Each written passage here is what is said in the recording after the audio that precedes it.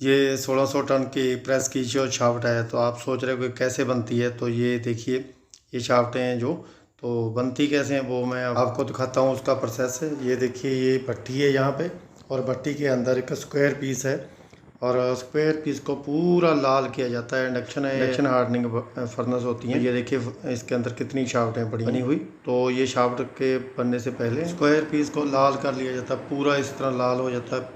लाल होने के बाद फिर इसको हाइड्रोलिक प्रेस के ऊपर लेके आते हैं। तो इस तरह से हाइड्रोलिक के ऊपर रख के फिर इसको बनाया जाता है।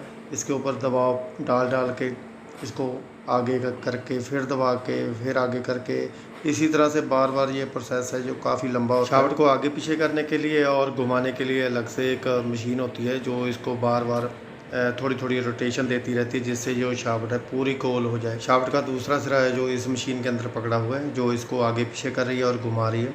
अगर इसको ठोस करके ना बनाया जाए तो शाफ्टें हैं जो टूट सकती हैं और क्रैक हो जाती हैं। ज़्यादा देर नहीं चलती शाफ्टें, अगर जब फोर्जिंग प्रेसों के ऊपर लगानी हो। जितने टन की प्रेस होगी उसी हिसाब से ये शाफ्टें तैयार होती हैं। तैयार होने के बाद इनको ठंडा कर लिया जाता है और इसके ऊपर मार्किंग की जाती है कि कौन सा लोहा है, कौन से ग्रेड का।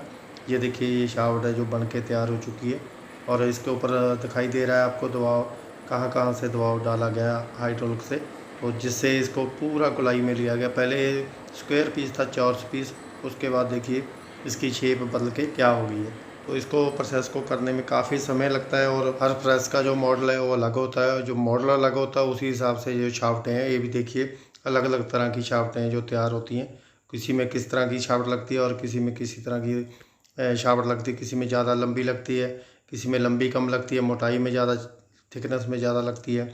तो उस हिसाब से बनने के बाद इसका प्रोसेस यहाँ पे ख़त्म नहीं होता। तो यहाँ से एक प्रोसेस और शुरू होता है, जिससे प्रेस के अंदर का जो क्रैक है वो चेक हो जाए, क्योंकि ये इतनी बड़ी शाफ्ट है, कहीं से भी जब दबाते हैं तो दबाते दबाते लोहा आगे पीछे होता है, जिससे हो सकता है अंदर से क्रैक हो। यहाँ पे रख के चेक किया जाता है कि जो शाफ्ट है कहीं से बेंड तो नहीं, और बैंड उसके बाद इसके अंदर ये देखिए, ये मशीन है जिससे अंदर क्रैक का जो पता लगता है। शाफ्ट के ऊपर तेल लगा के उसके बाद MRI की जाती है, जिससे अंदर तक जो क्रैक होगा तो वो भी पता चल सके। जैसे जैसे इसके ऊपर इसको घिसाते जाएंगे तो ये रीडिंग इसके ऊपर ECG की तरह रीडिंग आ जाएगी ये मीटर के ऊपर, और इसकी पूरी रिपोर्ट बनेगी चेक होने के बाद, ताकि कहीं से क्रैक ना हो। क्योंकि जब शाफ्ट को हम बनाने जाएंगे तो हो सकता है कि अंदर से क्रैक हो, और जहाँ हो सकता है कि जब शाफ्ट को प्रेस के ऊपर फिट कर दें तो उसके बाद जब हम चलाएं तो हो सकता है टूट जाए शाफ्ट। तो इसलिए इसको इस मशीन के साथ चेक किया जाता है। बनने के बाद भी चेक कर सकते हैं। ये हमारे पास शाफ्ट है जो बन चुकी थी, उसके बाद चेक करें हम इसको। और आप अगर कोई पुरानी प्रेस ले रहे हो तो उसको इस मशीन से एक बार ज़रूर चेक करा लें, ताकि अंदर डीपली, अगर अंदर बहुत ही ज़्यादा गहराई में क्रैक हुआ तो वो भी क्रैक इसके अंदर पता लग जाएगा। तो रीडिंग जैसे हम लिख रहे हैं ना, तो कितने जगह पे और कितनी दूरी पे जाके थोड़ा थोड़ा क्रैक है, तो वो सारा इसके अंदर आ जाता है। छोटे छोटे हल्के फुल्के क्रैक हों तो उसका कोई मायने नहीं है, क्योंकि छोटा मोटा तो हो ही जाता है जब इसके अंदर फोर्जिंग किया जाता है। क्योंकि जब बड़ी शाफ्टें हैं इनको ही फोर्जिंग करके बनाया जाता है। जैसे देखिए, एक साइड हमने बना ली, इसकी रफ बना रहे हैं अभी हम।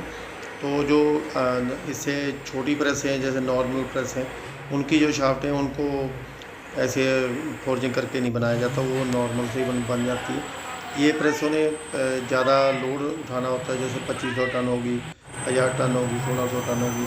तो इन्होंने जितना भी लोहा है पीटना है, जो जोर से चलना है, तो हो सकता है कि प्रेस की जो शाफ्ट है उसके ऊपर पूरा लोड आएगा तो कहीं से आपकी जो शाफ्ट है क्रैक हो सकती है, टूट भी सकती है। बहुत ज़्यादातर प्रेसों के अंदर शाफ्टें टूट भी जाती हैं।